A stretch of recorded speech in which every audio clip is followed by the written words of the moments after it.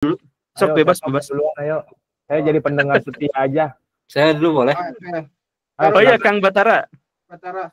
Sedikit cerita saja, ini bukan nama asli saya, itu Batara Maya. Dia anak kuliah di UPI tuh, aku pernah bertemu tuh.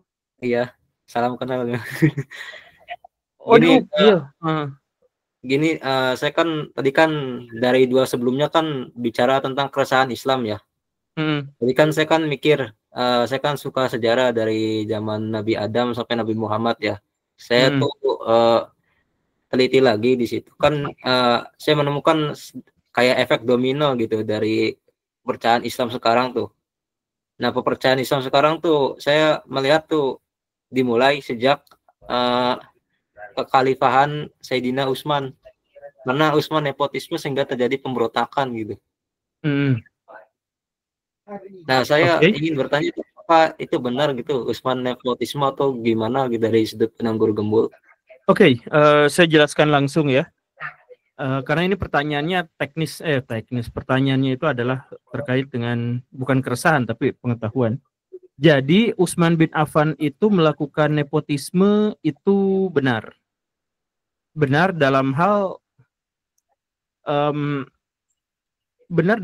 pejabat-pejabat publik itu diangkat dari keluarganya sendiri, dari teman dekatnya sendiri, dari Bani Umayyah. Itu benar pada bagian itu. Tapi ada catatan yang menyangkal itu. Yang pertama, tidak ada istilah nepotisme pada waktu itu. Karena dulu itu memang sistemnya memang kesukuan.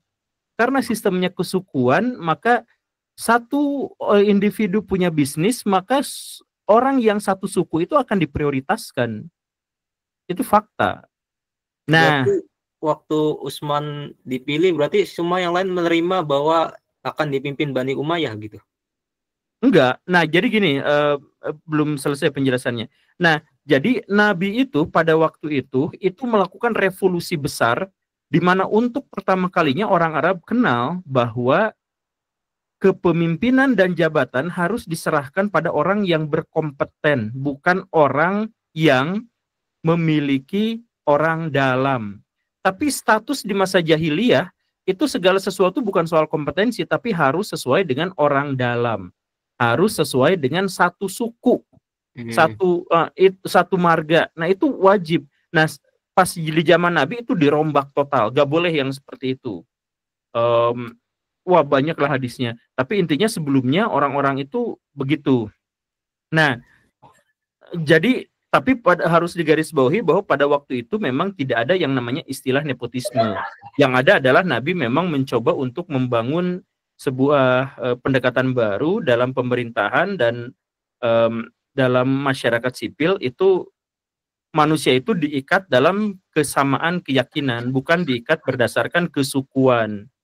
Ya, silakan ini mau lomba Agustusan nih.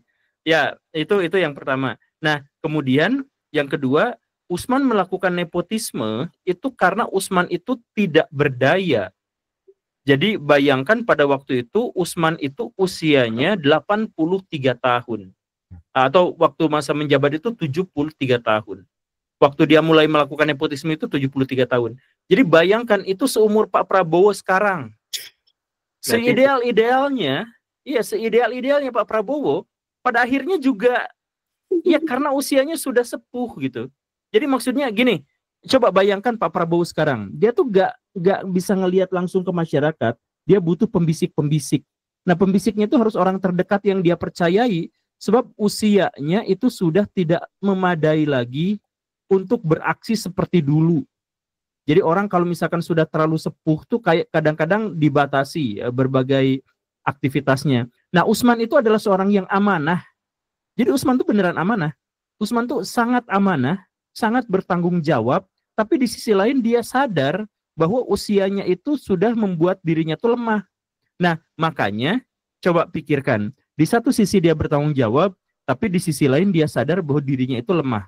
Maka jalan tengahnya itu adalah dia rekrut orang-orang yang dia kira bisa dia kendalikan, yaitu keluarganya sendiri. Kan dia senior di Umayyah itu.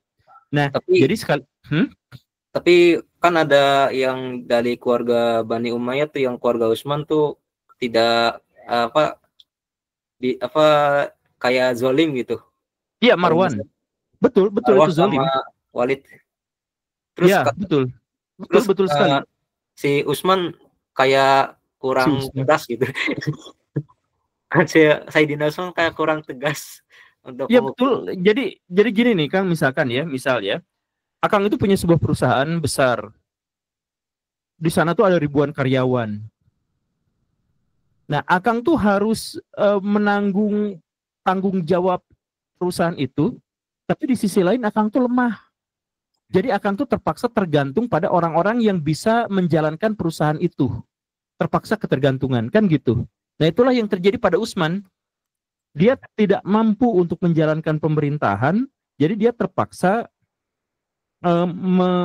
mendelegasikan kekuasaannya itu pada orang-orang yang dalam alam pikirannya bisa dia kontrol.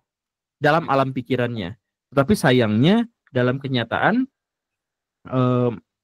orang-orang dari dari Umayyah itu justru malah mengontrol dirinya. Dan pada waktu itu belum ada mekanisme pergantian kepemimpinan yang tidak memunculkan perang. Jadi gini, kan kalau misalkan gitu pikirannya, kalau tidak merasa bisa ya udah mundur aja. Enggak bisa kayak gitu. Sebab di zaman itu mundur artinya perang. Karena pemerintahan dan kekuasaan dipegang sama satu pihak, sama satu orang. Jadi kalau misalkan orangnya tiba-tiba mundur, itu terjadi perebutan kekuasaan dan perang akan terjadi. Jadi Utsman pada waktu itu dijepit oleh keadaan zaman pada waktu itu. Jadi dia lemah, harus dibilang, apalagi di usia yang sudah cukup renta, dia lemah, tapi dan dia berusaha untuk mempertahankan kekuasaan dengan sebaik-baiknya, tapi akhirnya dia dimakan sendiri oleh kerabat-kerabatnya yang kurang soleh itu, kurang taat itu. Mirip-mirip Pak Prabowo ya. Hah? Mirip-mirip Pak Prabowo. Iya, mirip sih. Ya, semenjak terjadi berbagai insiden gitu, kayak Sayyidina peperangan ini Unta, Sayyidina Ali PS ini Siti Aisyah. Sesudah zaman Utsman. Sesudah zaman Utsman, tapi memang dimulainya itu dari situ. Iya. Iya, begitu sih Kang. Jadi gimana? Kayak efek domino. Iya. Seharusnya itu tuh nggak jadi efek domino, cuman gara-gara semua orang pada zaman itu sudah dianggap sakral oleh kaum muslimin, bahwa tindakan Utsman itu pasti benar karena dia adalah sahabat Nabi, bahwa tindakan Ali itu pasti benar karena itu adalah sahabat Nabi dan sebagainya, maka efek domino itu berkelanjutan karena ada yang mendukung Ali itu bikin dalil-dalil, yang mendukung Utsman itu bikin dalil-dalil, bahkan banyak di antara mereka yang langsung bikin hadis-hadis palsu untuk membela dan membenarkan keyakinan mereka, ya akhirnya jadi begitu. Makanya kita tuh harus mulai untuk belajar di antara agama yang kita anut itu mana yang sakral, tidak boleh dibantah dan tidak boleh disengketakan, dan mana yang ya harusnya ayo kita diskusikan sama-sama gitu. Nah, harusnya tuh ada yang gitu sih Kang. Cuman kita tuh belum bisa. Gitu Kang. Oke, saya mohon maaf Kang, kita lanjut ke raise hand berikutnya. Terima kasih. Ya, hatur nuhun Kang. Sama-sama.